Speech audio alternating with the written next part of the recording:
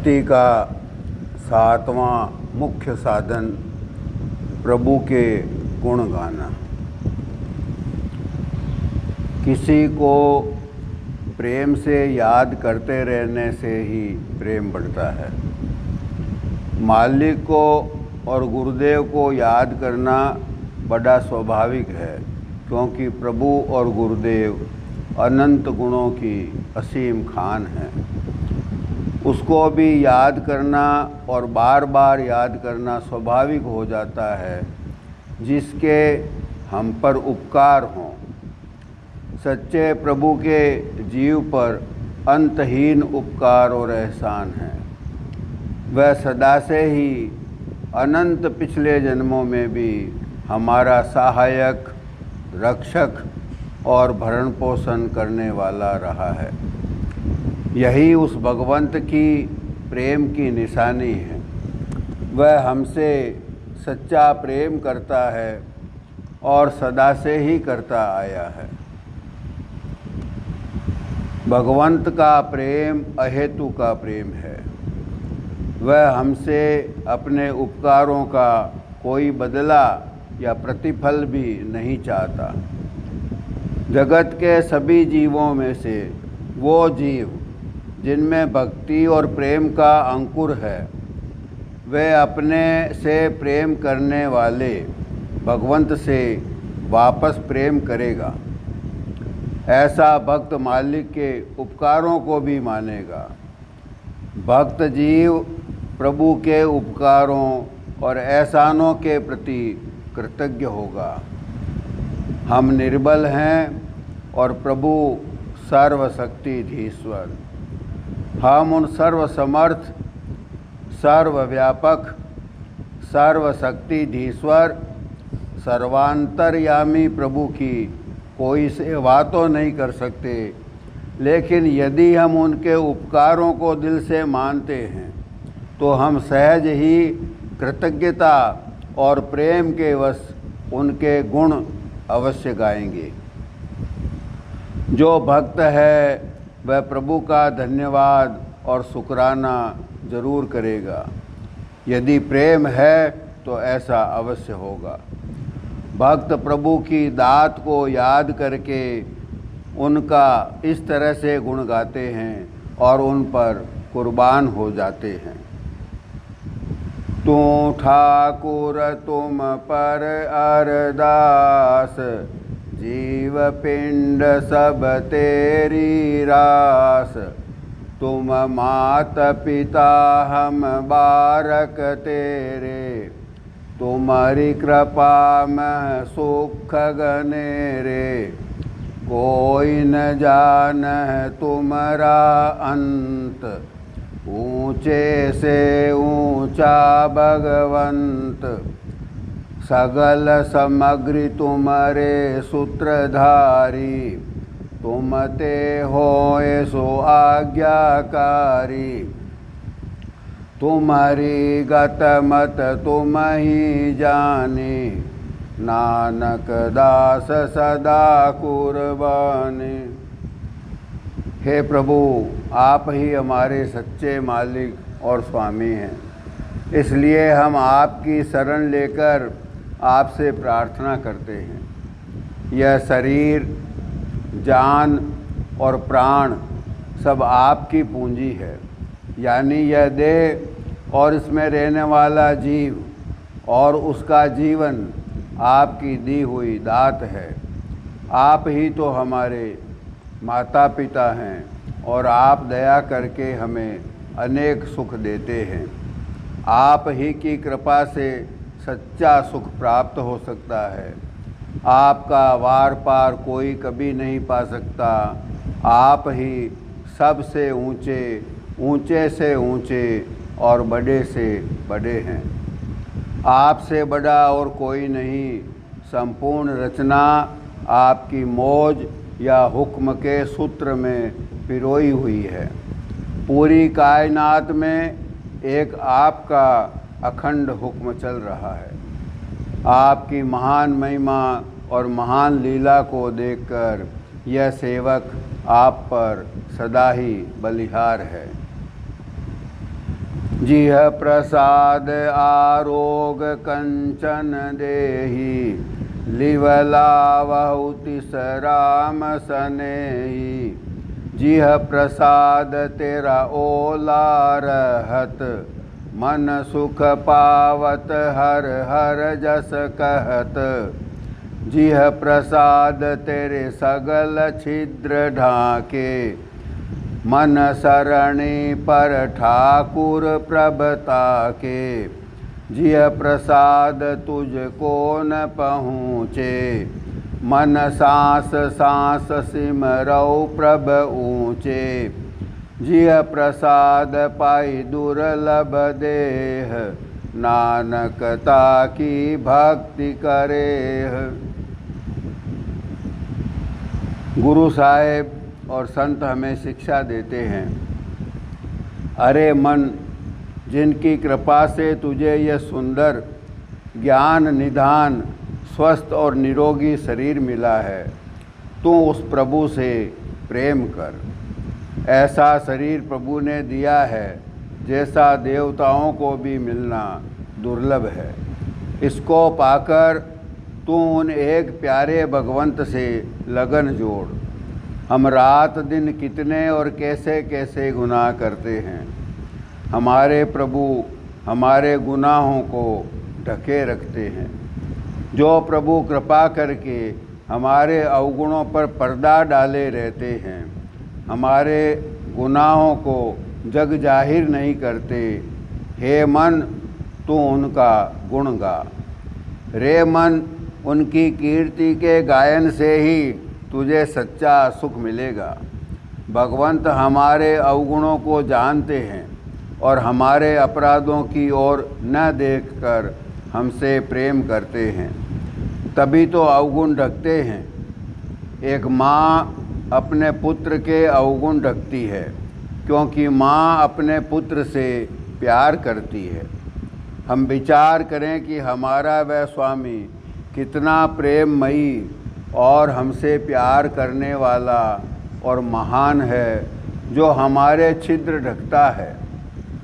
रे मन, ऐसे दयालु स्वामी की शरण ले ले, जो दया करके हमारी बिगड़ी को भी बनाते हैं, हमारी लाज रखते हैं, हमारी बाजी संवारते हैं।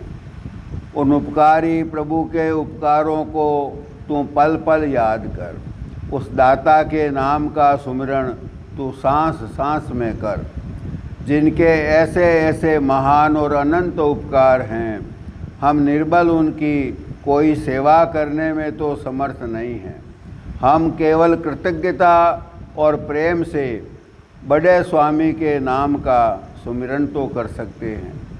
अरे मन, जिन्होंने कृपा करके यह दुर्लभ मनुष्य शरीर दिया है, तेरा अब फर्ज है कि तू उनका भजन कर।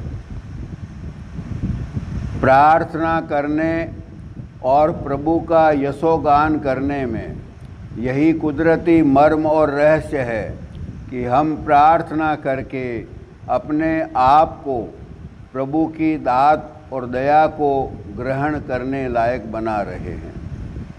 प्रभु के गुणानुवाद करके हम अपने आप को उस महामहिमावंत भगवंत की महिमा, दया, उपकार, गुणों के समझने के काबिल बना रहे हैं।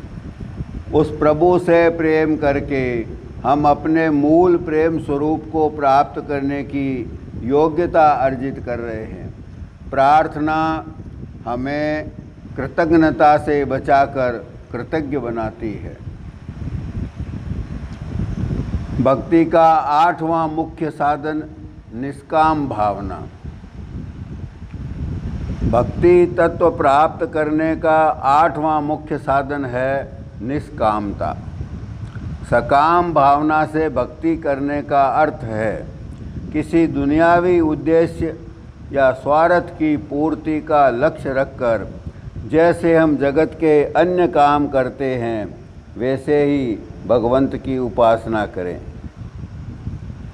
यह सही मायने में तो भक्ति है ही नहीं, पर दुनिया भर में भक्ति का यह निचला स्तर यह अत्यंत निम्न श्रेणी की उपासना पद्धति ही फैली हुई है और आजकल दिनों दिन ज़्यादा विस्तार पा रही है।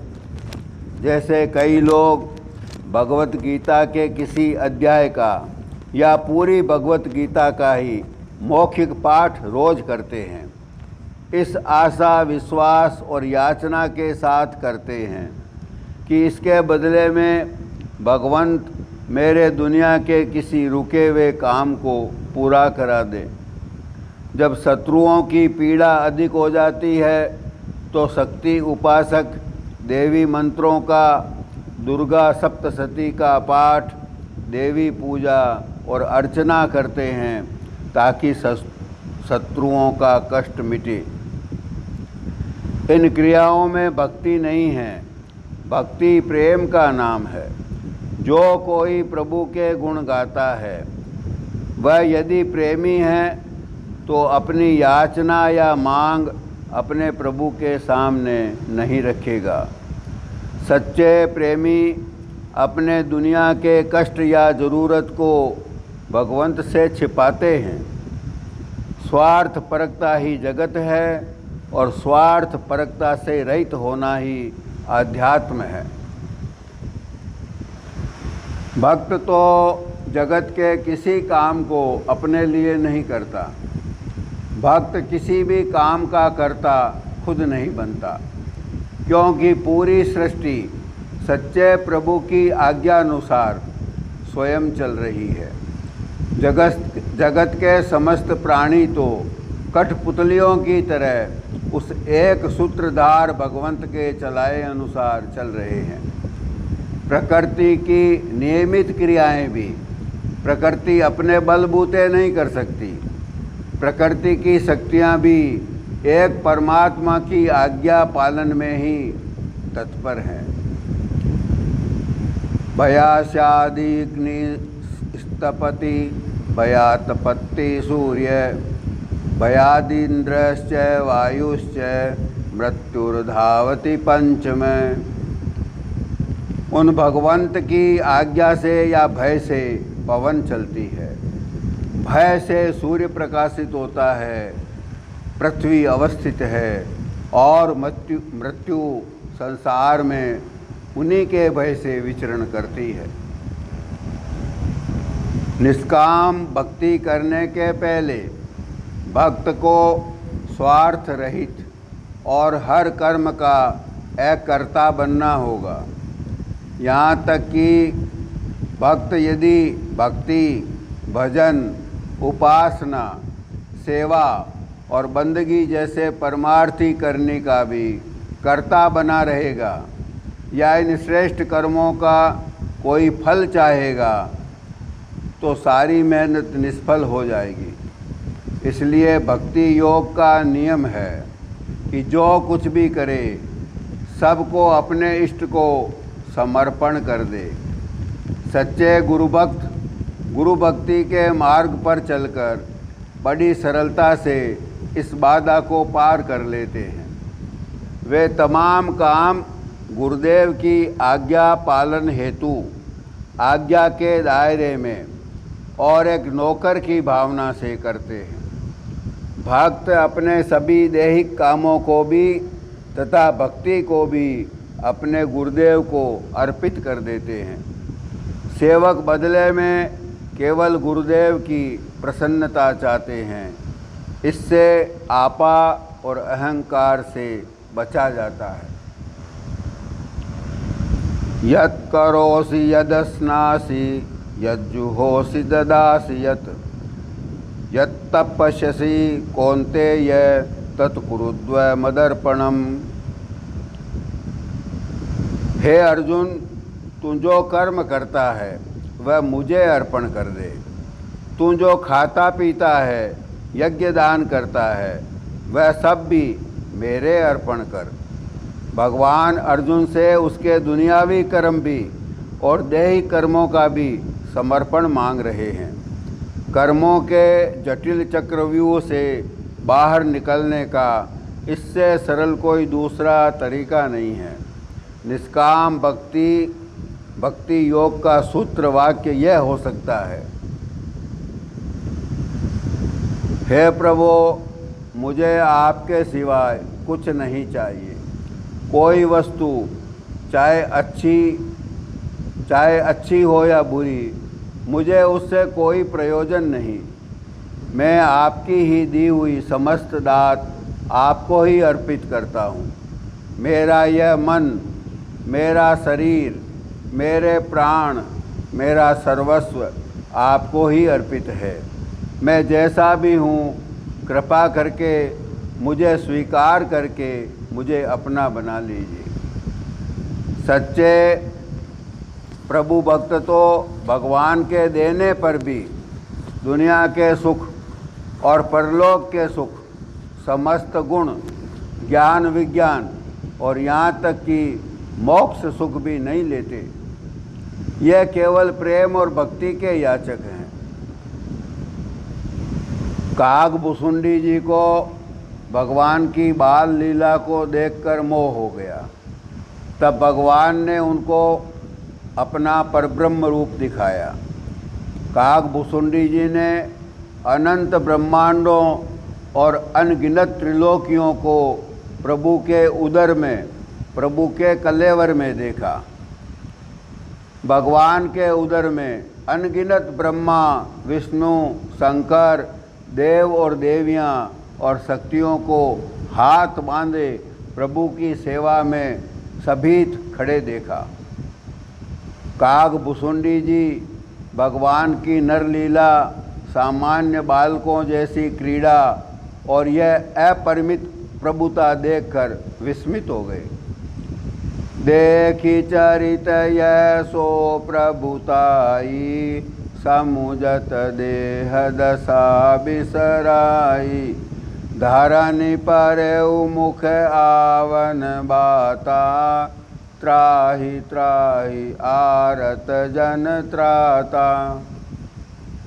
भगवान ने कागभुसुंडी जी को प्रेम से आकुल देखकर उनके सिर पर अपना हाथ रखा और उनको सुखी और शांत चित्त किया। कागभुसुंडी जी ने प्रभु को विनती की। प्रभु प्रसन्न हो गए। उनकी भक्ति और दीनता देखकर मीठे गंभीर स्वर में भगवान ने कहा, कागभुसुंडी मांगू वर, अति प्रसन्न मोहि जान। अणिमादिक सिद्धि अपर रिधि, मोक्ष सकल सुख खान। ज्ञान विवेक बिरति विज्ञाना, मुनि दुर्लभ गुण जे जगनाना। आज देहु सब संशय नाही, मांगू जो तो ही भाव मन माही। सुनि प्रभु बचन बहुत अनुरागेऊ, मन अनुमान करण अस लागेऊ। भगवान बोले, कागभुसुंडी, तू मुझे अत्यंत प्रसन्न जानकर वरदान मांग लो। अणिमा अधिक सिद्धियाँ या 9 निधियाँ, या फिर चाहो तो सभी सुखों की खान मोक्ष ले लो। चाहो तो ज्ञान, विवेक, वैराग्य जैसे बड़े गुण जो कि मुनियों को भी मिलना दुर्लभ है, वे सब ले लो। जो भी तुम आज मांगोगे मैं वह सब तुम्हें दूंगा, इसमें कोई संशय नहीं है। जो तुम्हें रुचिकर लगे वैसा ही मांग सकते हो। प्रभु का अपने ऊपर अनुराग और स्नेह देखकर और प्रभु को प्रसन्न जानकर कागभुसुंडी जी बहुत सुखी हुए। कागभुसुंडी जी सच्चे, निष्काम और प्रेमी भक्त थे। भगवान उनके प्रेम और भक्ति निष्ठा की परीक्षा लेने के लिए यह कह रहे हैं कि तुम चाहो तो मोक्ष ले लो, चाहो तो ज्ञान, वैराग, विज्ञान, योग साधन, स्वर्ग वैकुंठ का राज, रिद्धियाँ सिद्धियाँ कुछ भी ले लो। चाहो तो सभी पदार्थ एक साथ ले लो। लेकिन सच्चा भक्त किसी भी प्रलोभन में नहीं आ सकता। वह केवल प्रेम का प्यासा है, दर्शन ही चाहता है, नित्य ही बढ़ता हुआ प्रेम मांगता है। प्रेम के अलावा यदि प्रभु ने और कुछ जो पहले से ही दे रखा है उसे भी भक्त तो लौटाना चाहता है, समर्पित करता है। सदगुरु दादू साहब जी फरमाते हैं, जो कछु दिया राम जी सो सब पाछे ले, दादू दर्शन की रली दरस आपना देव। काग भुसुंडी जी विचार करने लगे कि प्रभु ने सभी सुख और सभी गुण देने का प्रस्ताव किया है, लेकिन प्रभु ने अपनी भक्ति देने की बात नहीं कही। भगवान ने कृपा करके यह नहीं कहा कि काग भुसुंडी तुम मेरी भक्ति ले लो। काग भुसुंडी जी विचार करने लगे कि भक्ति के बिना तो सारे सुख और गुण अधूरे हैं। भक्ति के बिना तो सभी सुख ऐसे लगते हैं जैसे नमक के बिना व्यंजन। मन में विचार करते करते निश्चय कर लिया कि भक्ति के बिना इन सुखों को लेकर मुझे क्या करना है। प्रभु कह दे न सकल सुख सही, भगति आपनी देन न कही। भगति ही न गुण सब सुख ऐसे, लवण बिना बहु व्यंजन जैसे। भजन ही न सुख कवने काजा, अस विचारी बोलें खगराजा। भक्ति से खाली रहकर मुझे तमाम गुणों और सुखों से कोई प्रयोजन नहीं है, ऐसा तय करके फिर काग भुसुंडी जी ने प्रार्थना की, हे प्रभु, आप यदि मुझ पर प्रसन्न हैं, मुझ पर स्नेह करते हैं, मुझ पर आप कृपा करना चाहते हैं, तो हे स्वामी, मैं अपनी इच्छा का वरदान मांग सकता हूँ। आप परम उदार और बड़े दाता हैं, मेरे हृदय की भावना जानते हैं। अविरल भगति विशुद्ध तव, श्रुति पुराण मुनि गाव। जय खोजत जोगी समुनि, प्रभु प्रसाद को पाव। भगत कल्प तरु प्रणत हित, कृपा सिंधु सुख धाम। सोई निज भगति मोहि प्रभु, देहु दया करि राम। इस पर काग भुसुंडी जी ने जो मांगा वही प्रेमी भक्तों के लिए आदर्श मांग या आदर्श प्रार्थना बन गई। उन्होंने प्रार्थना की कि हे प्रभु, आपकी जिस अविरल प्रेम भक्ति की महिमा वेद पुराण गाते हैं, जिसे योगेश्वर मुनि खोजते हैं, किंतु कोई एक बिरला ही आपकी कृपा से प्राप्त कर पाता है। हे भक्तों की मनोकामना पूर्ण करने वाले शरणागत वत्सल, सुख के धाम, कृपा सागर प्रभु, मुझे दया करके वही निज भक्ति बख्श दीजिए। काग भुसुंडी जी के इस प्रकार प्रार्थना करके भक्ति के पक्ष में रहने पर प्रभु और ज़्यादा खुश हो गए। कहा कि हे काग, तू तो सहज ही समझदार और सयाना है। जो भक्ति मुनि लोग भी करोड़ों यत्न करके और जप योग आदि साधनाओं की अग्नि में तन को होम करके भी प्राप्त नहीं कर पाते, वही सुखों की खान भक्ति तूने मांगी है। तेरी समझदारी और विवेक पर हम रीझ गए हैं। अब आगे देखिए, काग भुसुंडी जी ने भगवंत को प्रसन्न करके भक्ति ली, तो भक्ति के आश्रित सभी गुण, ज्ञान विज्ञान, योग साधना, योग भेद, योग रहस्य, प्रभु के निराकार अविनाशी और निर्गुण रूप का साक्षात्कार जैसी कठिन उपलब्धियां बिना किसी प्रयत्न के प्राप्ति का साधन उठाए बगैर बिना मांगे भगवान ने अपनी तरफ से और दे दी। सुन विहंग प्रसाद अब तोरे, सब शुभ गुण बसी हैं उर तोरे। भगति ज्ञान विज्ञान विरागा, जोग चरित्र रहस्य विभागा। माया संभव भ्रम सब अब न व्यापी हैं तो, जान सुब्रह्म अनादि अज अगुण गुणा कर मोय। मोहि भगत प्रिय संतत अस विचार सुनु काग। काय बचन मन मम पद करे सुअचल अनुराग। ऐसा अद्भुत है भक्ति का शुद्ध और निर्मल स्वरूप। बिना मांगे भी भगवान सब सुख, सब गुण, सब निधियाँ, सब सिद्धियाँ, सब पदार्थ और मोक्ष भी दे रहे हैं। ये तो भक्त ने लिया ही नहीं। भक्ति के प्रति ऐसी प्रतिबद्धता देखकर भगवंत और ज़्यादा रीझ गए। इसलिए जो कोई सांसारिक कामनाओं की पूर्ति के लिए याचना पहले करते हैं और उसके लिए बाद में सकाम भक्ति करते हैं, वे तो सही मायनों में भक्त हैं ही नहीं। अपनी भक्ति के बदले दुनिया और माया के सुखों को जो मांग लेते हैं, वे ऐसी गलती कर रहे हैं मानो हाथ में आई हुई पारस मणि को तो फेंक देते हैं और उसके बदले में कांच के टुकड़े इकट्ठे कर रहे हैं।